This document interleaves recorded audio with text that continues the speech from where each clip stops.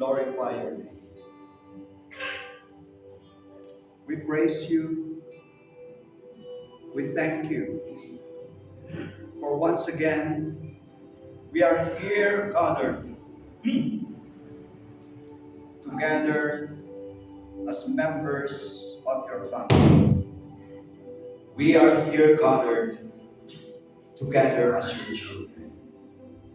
And we are here to praise and worship you. We pray, O Lord, that you prepare each one of us. Minister to each one of us. Speak to each one of us. Reveal to each one of us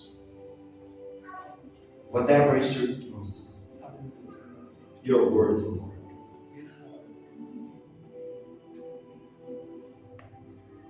We ask, O Lord, that you forgive us of all our sins and continue to transform us. We need you in our lives. We cannot do anything without you. And we thank you, Lord, for you love us so much. You truly care for us. And you are always there to guide us, to protect us, and to provide whatever we need. We thank you for your faithfulness. And so this morning, O Lord, once again, prepare us. Prepare us. Help us to focus on your message. Help us to understand whatever you want us to understand. And help us to really apply your truth in our life. We thank you. We glorify you. In Jesus' name we pray. Amen.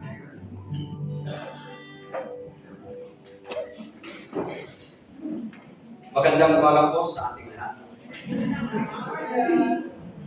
At sa mga ngayon lang dumalo, welcome po. Welcome po. At kami nagpapasalamat dahil nandito kayo para mag-isa.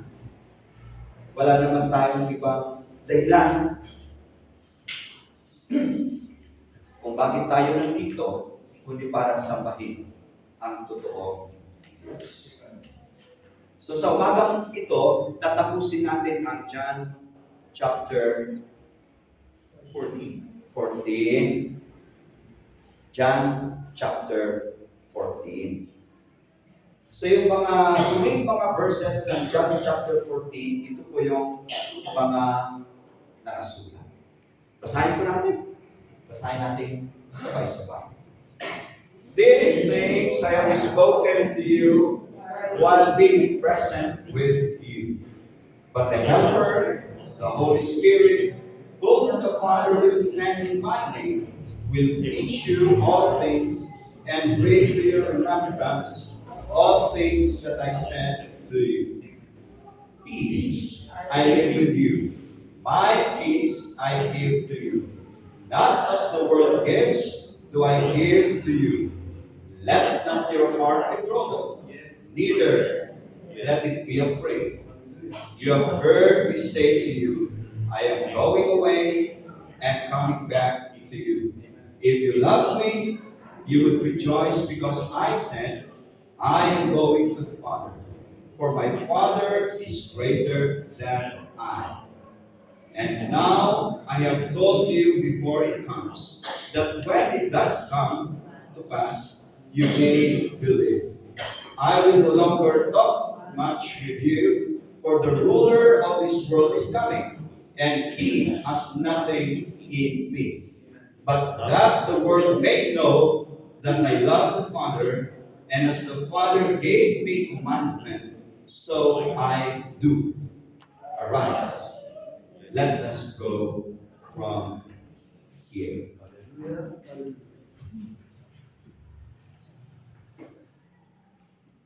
Pag titignan natin yung mga nakaraang mga chapters.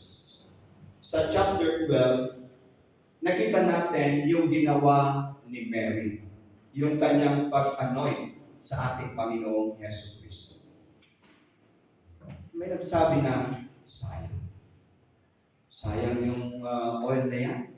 Mahal na mahal yan. Sana ibinenta. Pero makita natin na sinabi ng ating Panginoong Yesu Cristo na mas hayaan lang si Mary sa kanyang ginawa.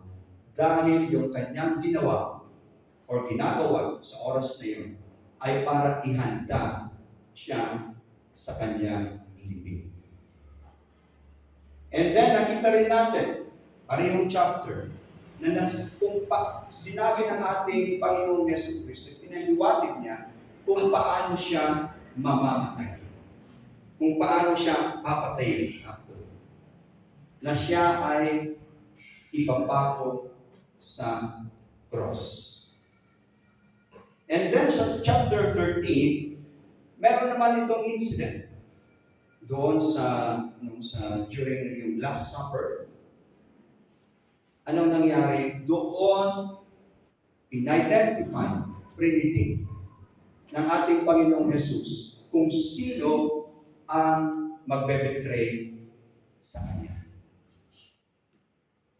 Dito rin, nasabi niya na si Peter ay pagkakailan niya ang ating Panginoon. 3 times. In fact, sasabihin niya na hindi niya kilala ang ating Panginoong Jesus. Ano ang napansin niyo sa mga pangyayari ito? Sinasabi na ng ating Panginoong Jesus na dumating na yung oras. Oras na siya ay aalis.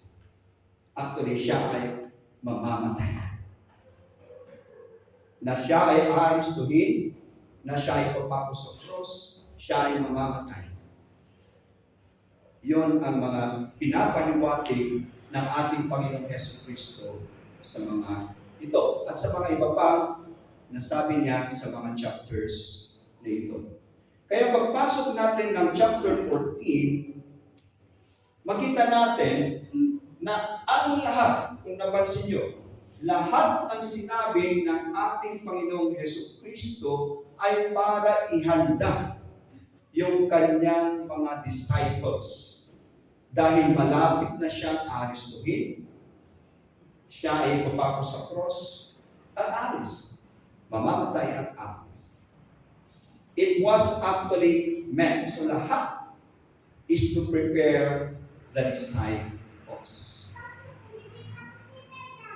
At sa mga nabasa natin ng mga verses, sinabi na naman ng ating Panginoong Yesu Cristo sa verse 25, pati na rin sa verse 29, "These things I have spoken to you while being present with you." So habang kasama niyo ako, ito yung aking mga sinabi sa inyo.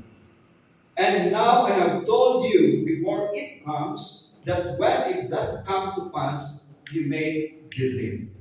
So yung preparation na ito ay para magkaroon sila ng totoong pananampalataya sa ating Panginoong Yesu Cristo.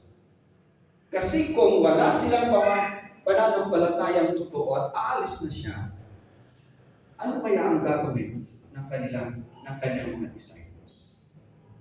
Di ba? Ano ang kanilang mararamdaman doon? Although may kalungkutan, pero dahil sa pananampalataya ito na talagang hinahanda ng ating Panginoong Jesus ang kanyang mga disipulo, handa talaga nilang harapin kung ano man ang mangyari sa ating Panginoong Yesu Cristo.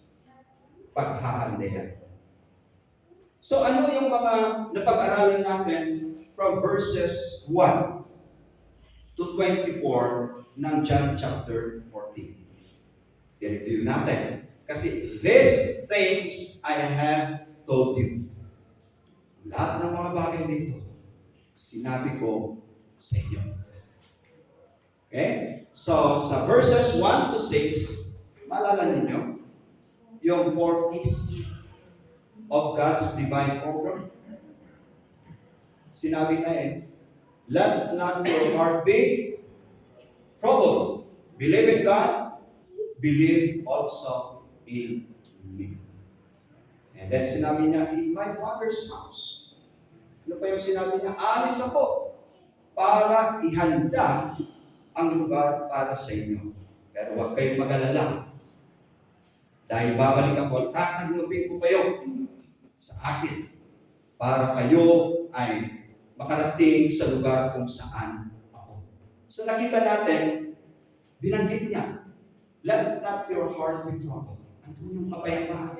Andun yung lugar na kanyang inihanda, yung kanyang plano. At ang sabi pa nga niya anong sabi niya sa John 14:6? I am the way, the truth, and the life. No one comes to the Father except through me. Yan yung kanyang promise. Na siya nga ang daan patungo sa ating Amang nasa langit. And then, para lalong maniwala, magkaroon ng totoong pananampalataya ang kanyang mga disciples, na-remind na naman niya kung sino siya. Remind niya na siya nga ang Diyos anak. Kasi kung siya nga ang Diyos anak, at magkaroon sila ng totoong pananampalataya, nandoon yung kapayapaan, panatag sila, na kahit anuman ang nangyari, alam nila na kasama pa rin nila ang Diyos. Kaya sinabi niya, kung kilala niyo ako, kilala niyo ang Diyos. Kung narinig niyo ako, narinig niyo rin siya. Kung nakita niyo ako, nakita niyo rin siya. Kung magkaroon kayo ng pananampalataya sa akin, pananampalataya sa Diyos. And then, nakita namin na meron siyang mga pangako. Mga pangako. Ano ang pangako niya? If you believe in me, magagawa niyo yung mga bagay-bagay na nagawa ko at higit pa. Kung meron tayong pananampalataya. If you believe in me. At ano pa ang kanyang sinabi? Tungkol sa ating mga panalangin. If we ask in His name. But definitely in accordance with His will. Answer yung ating mga panalangin. Kaya yung pinapakinggan ko kanina, si Sister Lowly, na ano doon talaga na nakita niya na importante ang panalangin. At alam ng ating Panginoong Jesucristo, ng ating Diyos, kung ano ang kanyang situation. Kaya yung mga prayer niya pangangailangan. Mga bibili sa kanyang mga benevolent. Dahil alam ng Diyos kung ano ang kanyang pangangailangan. So kapatid, ano ang inyong pangangailangan? Ano ba yun ang inyong sitwasyon? Sabi niya manalangin tayo at ang ating mga panalangin kanyang sasagutin kung ang ating pananalangin ay idadaan natin sa kanyang pangalan. Sa kanyang pangalan at dapat dahil yun ang kagustuhan ng Diyos. That His will be done. In relation sa ating mga prayer requests sa ating Diyos. Hindi lang yun. May promise siya, ang banal na Spirit. Dahil alam ng ating Panginoon, wala tayong kakayahan, wala tayong magagawa kung wala ang banal na Espiritu sa atin. Hindi lang natin kasama ang banal na Espiritu. Sabi niya maninirahan yung indwelling of the Holy Spirit sa atin. And then, nakita natin last week, may mga assurances naman ang ating Panginoon. Assurances. No, dumating ng oras. Ako ay alis. Pero ito ang tandaan. Yung aking pag-alis, yung aking kamatayan, ay para sa inyo. Para kayo ay maligtas. Huwag kayong mag-alala. Ako ay mabubuhay uli. At ang ibig sabihin nun, pati kayo, mabubuhay muli. Yung ating future resurrection, yan yung kanyang inassure sa atin. Meron pa, yung ating yung indwelling naman ng Diyos sa atin. Inassure na naman niya. Dahil na Diyos ang ating Panginoong Jesus. At yung pag-ibig ng Diyos sa atin, talagang nandoon yung intimate na relationship natin sa Kanya. So pag narinig nyo lahat itong mga sinabi ng ating Panginoon, kung tayo kaya ang nandoon at narinig natin ito, ano ang ating gagawin? Ano ang ating iisipin? Ano ang ating mararamdaman? Andun lahat, hinahanda niya tayo sa kanyang pagpapala. Pagbasahin natin ito. Ito ang sinabi ng ating Panginoon. Ito yung isa sa mga verses. You have heard me say to you, I am going away and coming back to you. Di ba nabanggit niya yan sa earlier verses? Para ihanda yung lugar at siya ay babalik para tatanggapin niya ang bawat isa sa atin na mananampalataya sa Kanya. At kung saan siya, doon din tayo. Yun, yung Kanyang sinabi. If you love me, you would rejoice because I said, I am going to the Father, for my Father is greater than I. You would rejoice. You would rejoice. Kayo rin kaya, kung kayo ay isa sa mga disciples at the time, napakinggan niyo lahat yung mga sinabi ng ating Panginoon, yung kanyang plano, yung kanyang gagawin, promises, assurances. Oo, alis ako, pero ito, masisiyahan ba kayo? Would you rejoice? Parang walang happy sa atin. Parang walang happy. Kailangan talagang nandoon yung kagalakan natin. Dahil nga, narinig na natin yung kanyang mga rason at yung kanyang promises at assurances kung bakit kailangan siyang aalis. Sinabi pa nga niya, I will never leave you orphan. Ibig sabihin, physically, aalis ang ating Panginoon, pero ang kanyang presensya, andyan pa rin siya, nakasama natin. Amen. At ang ibig sabihin din, kung bakit tayo kailangan maging masaya ay dahil yung kanyang pagpanaw ay para sa ating kabutihan. Ang hirap nun, ano? Ang pagpanaw ng inyong mahal sa buhay ay para sa inyong kabutihan. Mag-asawa, sasabihin ng lalaki, nag-apply ako sa abroad.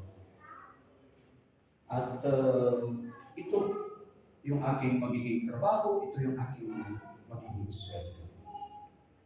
Malayong malaki compared sa aking kinikita ngayon. Lumalaki ang ating mga anak. Eventually, sila ay mag-aaral para maihanda natin. Although may lungkot sa puso ng babae, andoon pa rin yung siya. Dahil makikita nila na maihanda nila yung kanilang kinabukasan. Di ba? So may rejoice pa rin. Magre-rejoice. So ganun din yung nagpapaalam ng ating Panginoon Jesucristo. Pero alam ko, sinasabi niya, ito ay para sa inyong kabutihan. In fact, nung sinabi niya na I am going to the Father, ibig sabihin, accomplished na yung kanyang mission. At yun ang pinaka-importante na gagawin ng ating Panginoong Yesus, yung kanyang mission, dahil yun na ay para sa ating kapakanan. Kailangan, kaya sinabi niya, rejoice. Rejoice. Yun ang kanyang sinabi. Pero, merong sinabi rin dito ang ating Panginoon. My Father is greater than I. Ano kayong ibig sabihin? Ibig sabihin ba na mas mababang Diyos ang ating Panginoong Jesucristo? My Father is greater than I. I-review po natin yung ating statement of faith para makita natin. Okay? Ito yung ating tinatayma. We believe in one true living God. Iisang tunay, buhay na Diyos. Yon ang ating tinatayma. Who eternally exists in three divine persons. The Father, the Son, and the Holy Spirit. Yan po ang ating Diyos. So si Yesu Cristo ang Diyos na dahil siya ay Diyos. Hindi ibig sabihin na siya ay mas mababa. Pare-pareho sila.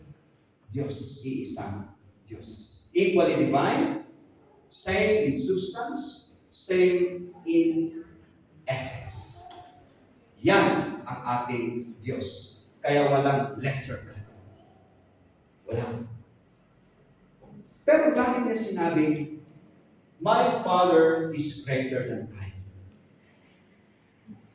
I-relate natin sa doctrine of incarnation. Nung siya ay ipinanganak at nagkatawang tao. He took on human flesh, human nature. Pero kailangan paniwalaan natin na totoo, siya ay isang tao, pero siya pa rin ay Diyos. 100% na tao, 100% na Diyos. Kasi kung totoo siya ay Diyos, ano man yung kanyang magiging, hindi ibig sabihin na hihinto yung kanyang pagka-Diyos. Pag hihinto, hindi na Diyos. Di ba? So, Diyos pa rin siya, although siya ay nagkatawang tao. Pero bakit kailangan siya ay magkatawang tao? Para sa atin. Dahil sa plano ng Diyos para sa ikaliligtas ng tao. So, yun yung kanyang plan. Nagkatawang tao ang ating Panginoong Jesucristo para tayo ay iligtas. So, meron siyang katungkulang kailangan gampanan nung siya ay nagkatawang tao. At maaaring ito ang buod sa Philippians chapter 2, pinog ko na lang from verses 6 to 8. Though, ang ginamit ko yung New Living Translation. Though He was God, so kahit yung Diyos ng ating Panginoong Jesucristo, He did not think of equality with God as something to cling on. Diyos siya, pero hindi niya ginamit yung kanyang pagka-Diyos. Hindi. Ano ang kanyang ginawa? Instead, He gave up His divine privileges.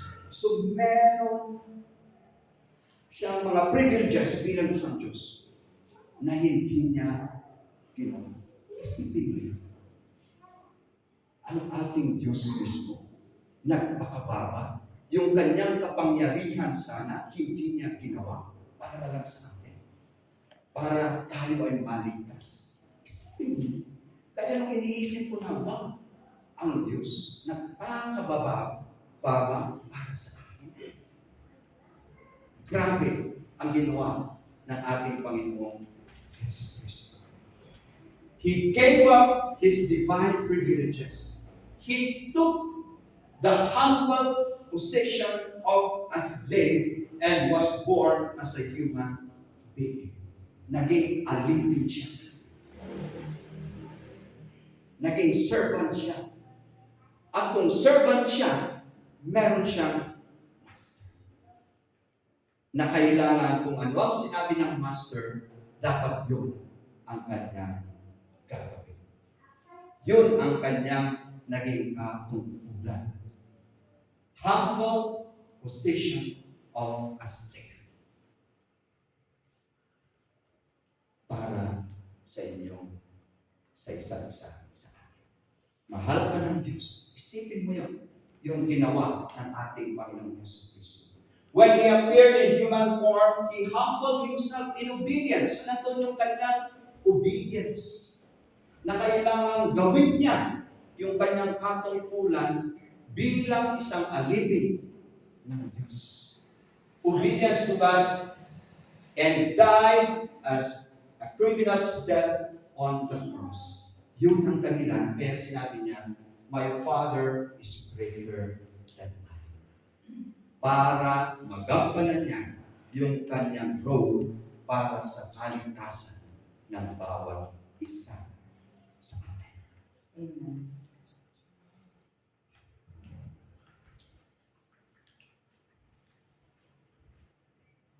But that the world may know that I love the Father, and as the Father gave me commandments, so I do.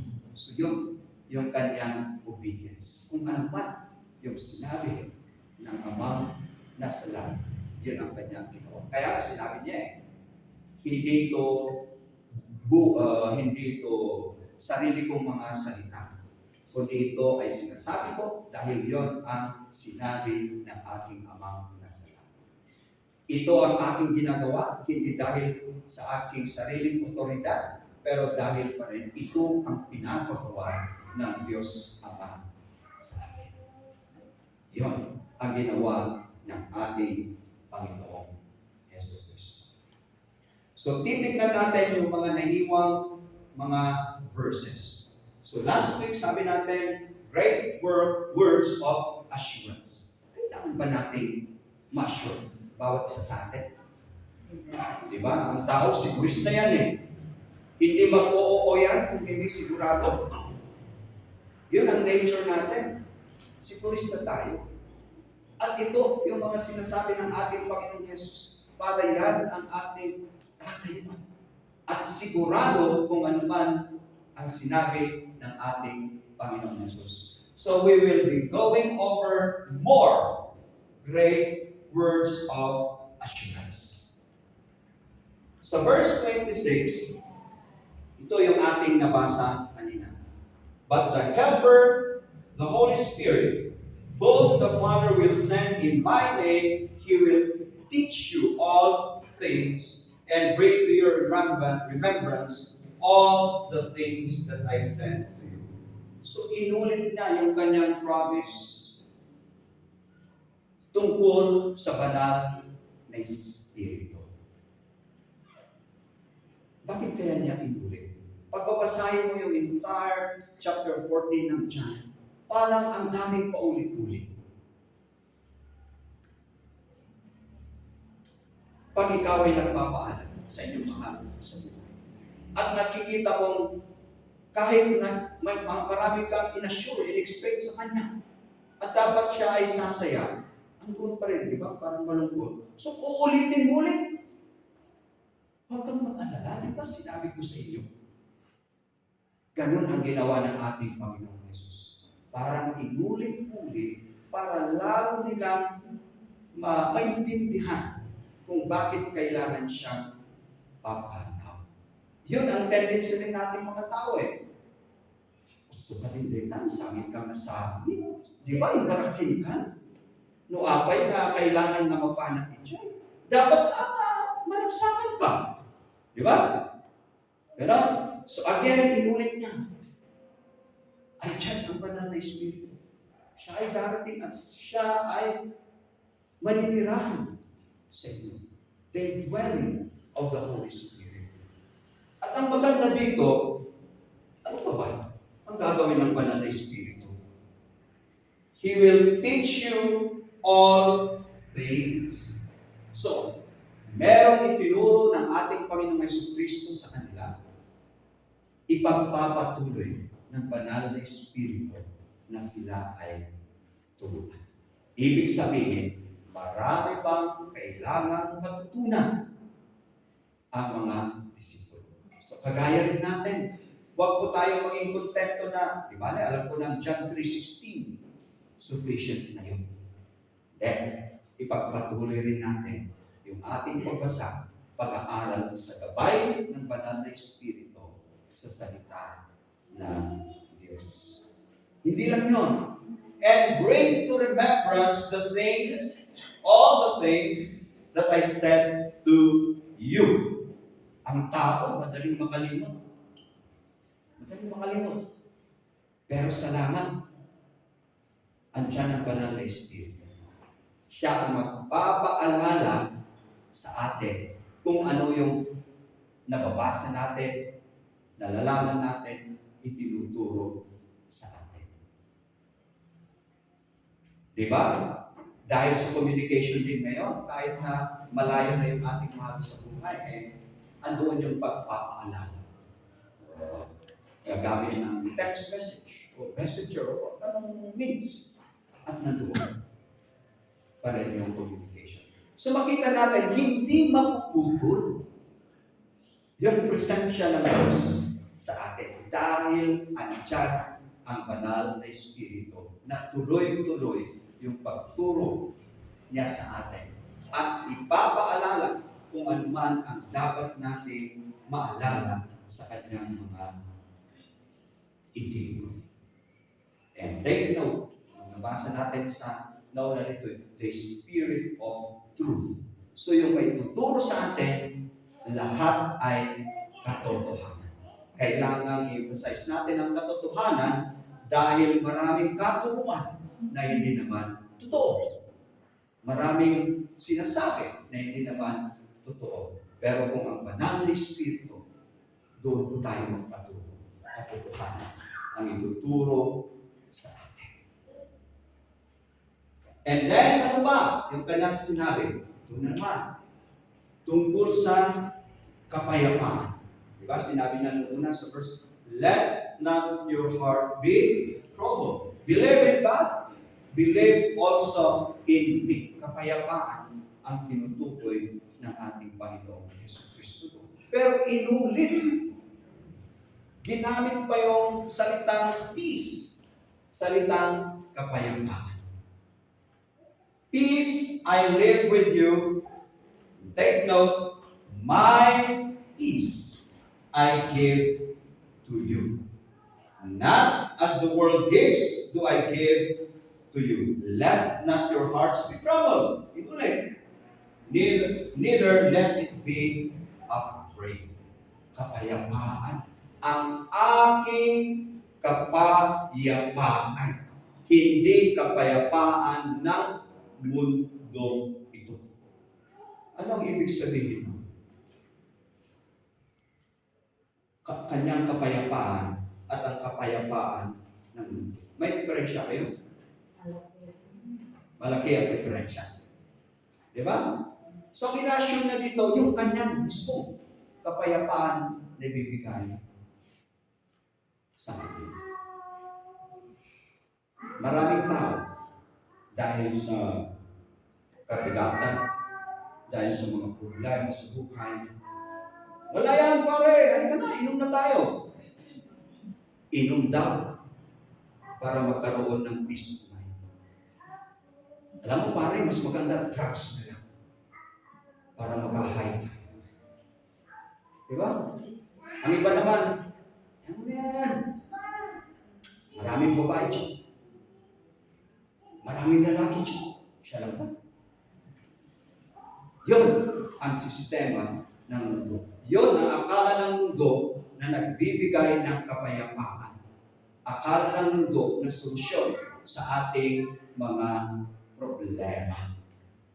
Kaya, not as the world gives, do I give you. Hindi. Ibang klase kapayapaan. Kaya nga, sinabi niya sa John chapter 16:33, pag-aaralan ulit natin ito. These things I have spoken to you. Tingnan niyo, paulit-ulit yun. These things I have spoken to you. Sinabi ko ito. Sinabi ko sa iyo. That in me you may have peace. In the world you will have tribulations, but be of good cheer. Magkalap kayo. I have overcome the world. So ito ang katotohanan. Habang andito tayo sa mundong ito, marami tayong magiging problema. Marami yan. Marami tayong magiging failures. Maraming rason kung bakit tayo ay iiyak. May stress, ma-depress. Maraming rason ang mangyayari. At yun ang katotohanan. Dahil na sa kasalanan ng tao. Dahil na rin sa kagagawa ng tao. Kaya may kaguluhan. May kaguluhan.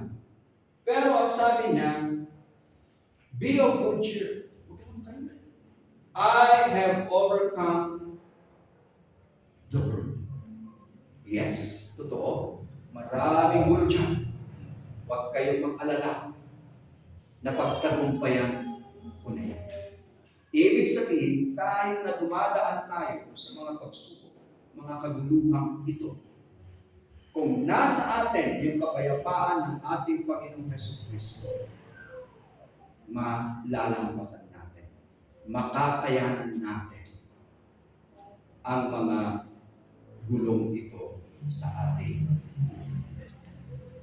Kaya nga, ang hirap intindihin ng isang tao na walang relasyon sa Diyos. Kung anong klaseng kapayapaan, sasabihin nila, Lolit, ang dami mo pang kaso, ang dami mo pang babayaran, ngiti ka pa rin ng ngiti.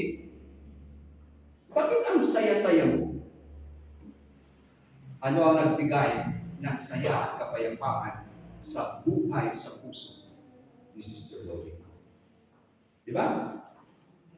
Ganun. Lahat naman tayo may mga problema Sino ba walang problema dito? Ay, akala ko magre-raise na si Kuya Fernand. Oo. Sino ang nangangailangan dito ng kapayapaan ng Diyos? Kapayapaan ng ating Panginoong Jesucristo lamang ang makapagbibigay. Amen. Yan. Ang hirap intindihin, pero yan ang katotohanan.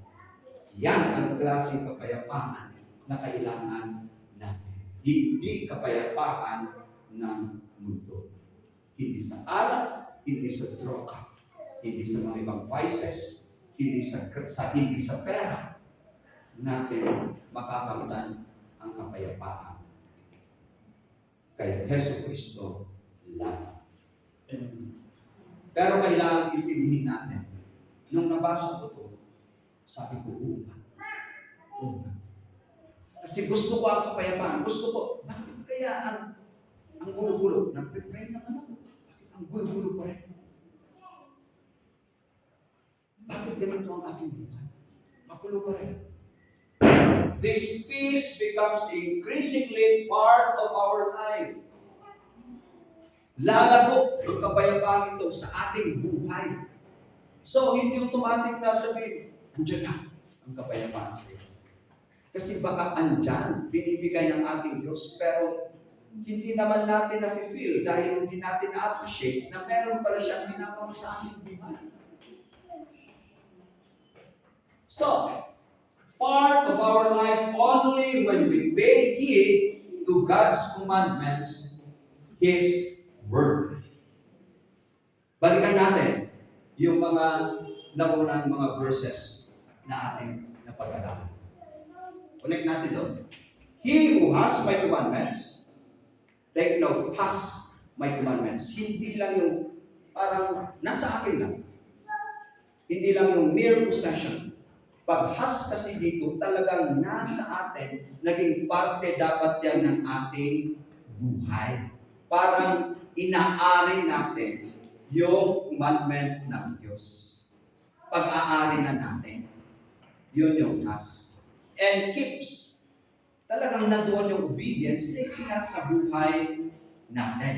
Diba? So, yan ang sinabi ng ating Panginoon Jesucristo. He who has my commandment and keeps them, it is he who loves me. Yan yun. It is he. Yung totoo. Andoon yung totoong relasyon natin at mahal natin ng Diyos. At ito ang magiging resulta sa ating sinasabuhay talaga natin. We really have and keep His commands commandments, and he who loves me will be loved by my Father, and I will love him.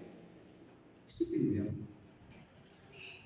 Kung mahal na mahal ka ng Diyos, ang kanyang pagmamahal, pag-ibig ay nasa iyo, ano ang mararamdaman mo kung may kabuluhan sa iyo? Di ba yun ang nagbibigay ng assurance? Nagsasabing, o nga, ito ang nangyayari sa aking buhay. Salamat!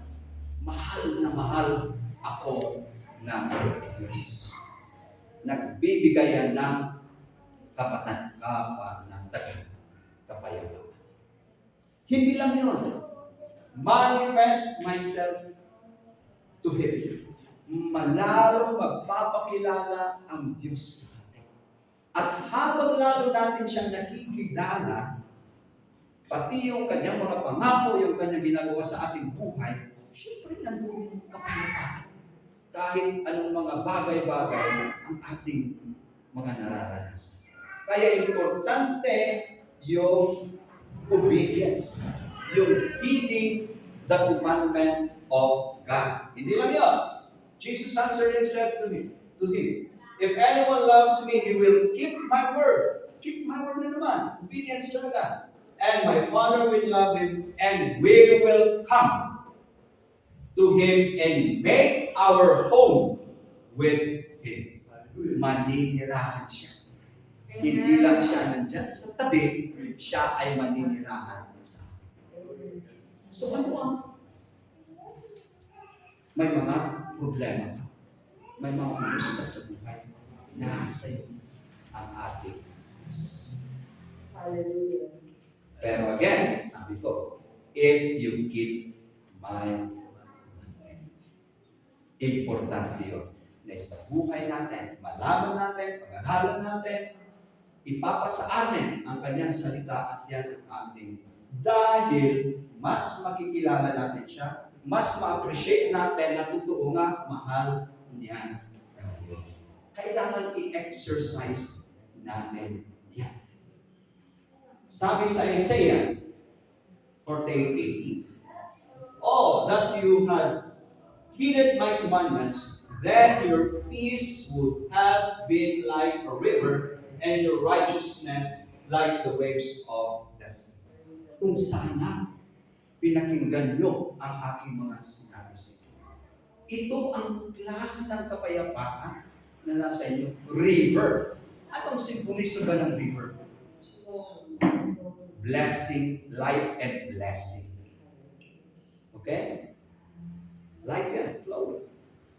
So yun, buhay. Buhay na kapayapaan. Hindi lang sinasabing, peace be with you. Hindi lang yun. Kundi talagang totoo na yung peace na ibibigay ng Diyos. Ito ba? Sa Psalm 119:165, great peace have those who love your law, and nothing causes them to stumble. Kailangan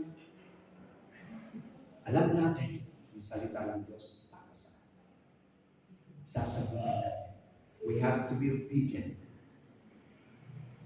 Magkaroon tayo ng kapayapaan. Bakit? Igagay tayo, hindi tayo mapapasuko. Kung alam natin ang salita ng Diyos, hindi na tayo basta-basta ginagawa. Kung alam natin ang salita ng Diyos sa ating trabaho, gagawin natin yung tama. So hindi tayo mapapasuko sa mga kalokohan, walang trouble sa ating buhay. So yun din ang isang ibig sabihin ito. Pag naging law-abiding tayo, maiwasan natin ang gulo. Kaya kung ang batas ng tao may ginawa kang kalokohan laban sa batas ng tao, maaaring may kukulong ka. Di ba? Ganon. Pero, gano'n naman, may mga instances na yung ating nararanasan ay parang tayo ay idisiplina. Pero hindi mo maintindihan yun na yun ay pag-disiplina ng Diyos kung hindi mo siya lubos na kilala. Ang sa inyo, pinapanish ako ng Diyos. Kung hindi mo siya kilala. Yun ang inyong magiging reaction. Pero kung kilala mo siya, at alam mo yung kanyang salita, sabihin mo, salamat Diyos at inaayos. Salamat Diyos at nangyari ito sa aking buhay at natuto ako. Diba? May kapayapaan. Amen. Yan.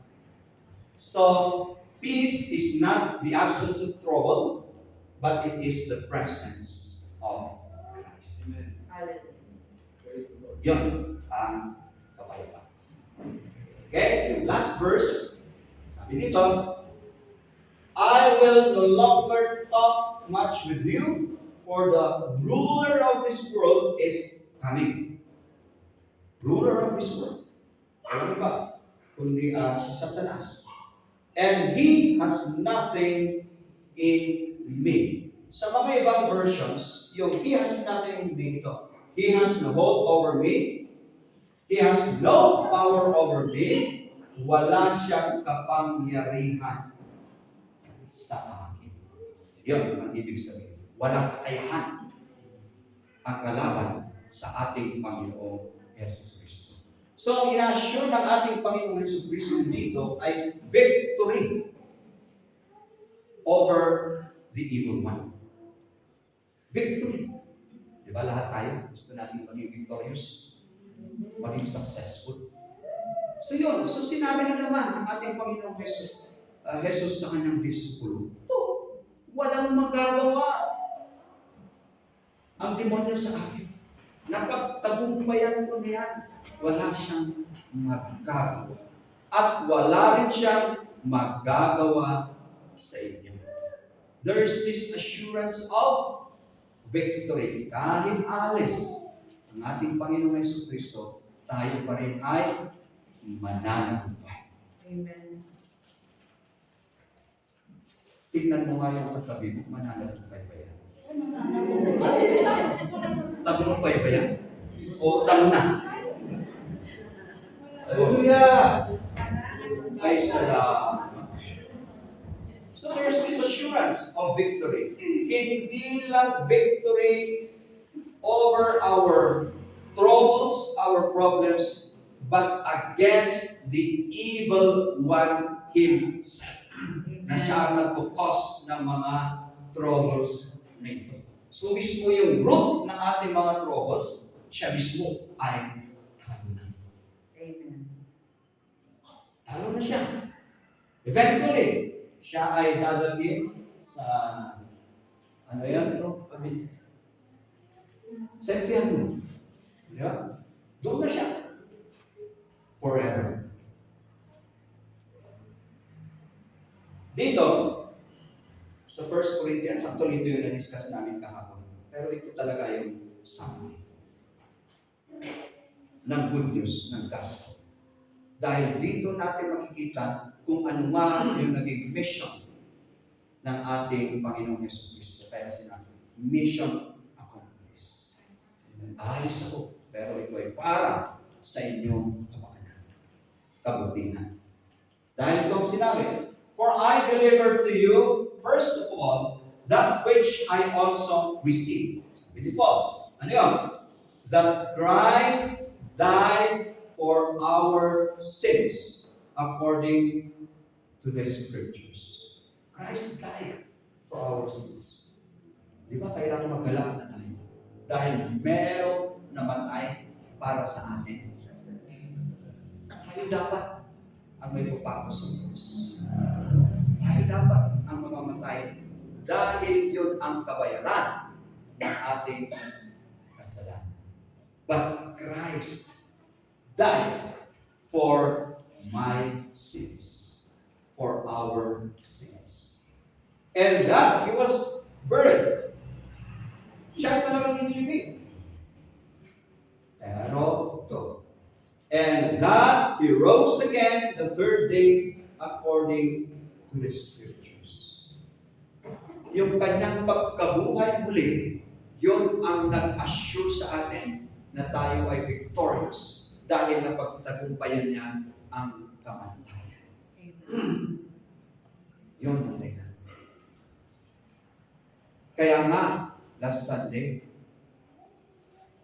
nung alis siya, sabi niya, because the certainty of His death assures us of our salvation.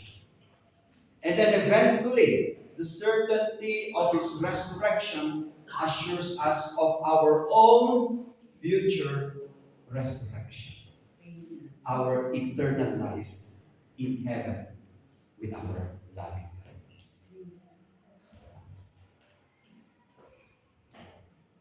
Same chapter ng 1 Corinthians, sa latter part of death has been swallowed up.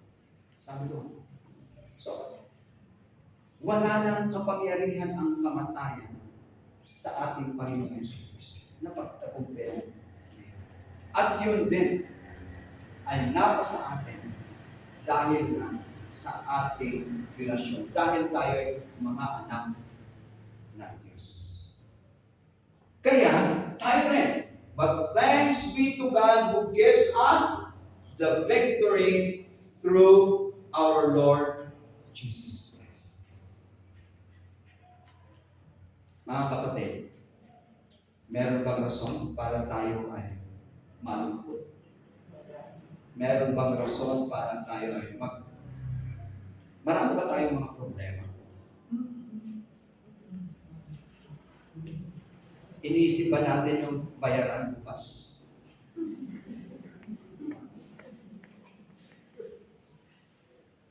Iniisip ba natin? Iniisip ba natin na meron tayong challenges bilang isang ama, bilang isang ina? Dahil meron tayong nakikita sa ating mga anak na maaaring nasasaktan tayo. O kayong mga anak, meron ba rin kayong mga challenges sa loob ng pamilya dahil meron kayong expectation sa inyong mga parents na hindi nila magawa. O sa inyong trabaho, meron ba kayong hindi pagkakaintindihan o sa inyong boss? Meron ba kayong natanggap na notice na hanggang December 31 lang ang iyong trabaho? Hindi ko alam. Hindi ko alam kung. Pero sabi ng ating Panginoong Hesus Kristo, at ito ang titignan natin, yung eternity. Let not your hearts be troubled. Believe in God, believe also. Alis siya para ihanda yung lugar para sa bawat isa sa kanya. Babalikan niya ang bawat isa sa atin. Hindi lang babalikan, tatanggapin niya tayo. At dadalhin niya tayo sa lugar kung saan siya. Iisipan natin, paano ang mangyari kung naku, wala pa akong bahay, umuupa lang ako. Meron kang bahay sa atin. Di ba? Simple yun. Yun ang magbibigay ng kapayapaan. Assured tayo na may lugar tayo. May buhay tayong walang hanggan. At habang andito tayo sa mundong ito, kasama natin ang Diyos. Nasa atin ang banal na Espiritu. Siya ang magtuturo sa atin, magpapaalala sa atin, magbigay ng kakayahan para magawa natin yung dapat natin gawin, mga pinapagawa ng ating Diyos sa atin. Ang ating mga prayers, hindi po sana sasayang. Ating mga prayers, pinapakita ng ating Diyos. Assure na po tayo na may safe time. Assure tayo na meron tayong buhay. Doon tayo nakatuon habang in-enjoy pa rin natin ang buhay na ibinigay ng Diyos sa atin dito sa panghawakan natin ang mga sinabi ng ating Panginoong Hesus dito sa John chapter 4. Amen. Ang mangyayari, ang kanyang kapayapaan. Amen. Hallelujah. Amen. Praise the Lord. Maraming salamat aming Panginoon. Maraming salamat dahil nararamdaman namin ang iyong pagmamahal sa bawat isa. Oo, ito ang realidad sa amin ngayon. Marami kaming hinaharap ng mga problema. Kung ano-ano dyan. Maaaring ito ay dahil sa aming sariling kagagawan o dahil nga sa mga circumstances sa buhay. Pero yun ang katotohanan. Meron kaming mga kabigatan. Pero salamat aming Panginoong Yesus sa mga salita na binitiwan mo dito sa John chapter 14. At yon ang nagbibigay sa amin ng assurance na kami ay mananalumpay. Yan ang nagbibigay ng assurance na ikaw ay nasa amin, kaya nasa amin ang inyong kapayapaan. Ang mga binanggit mo rin, ibig sabihin, kasama ka namin. Kasama namin ang banal na Espiritu para harapin kung ano man ang dapat namin harapin. Oo nga, magtiwala lamang kami sa inyo. Ipagpatuloy lang namin na gawin yung nararapat ayon sa inyong salita at wala nga kami alalahan. Kaya tulungan mo kami para kami rin ay maging totally obedient sa inyong mga salita. Gaya ng ehemplo na ginawa ng aming Panginoong Yesus Cristo. Na siya ay naging alipin at ginawa niya yung kanyang katungkulan na pinapagawa sa kanya ng Diyos. Tulungan mo rin kami para magawa namin ang nararapat. Ito ang aming panalangin sa pangalan ng aming Panginoong Yesus. Amen.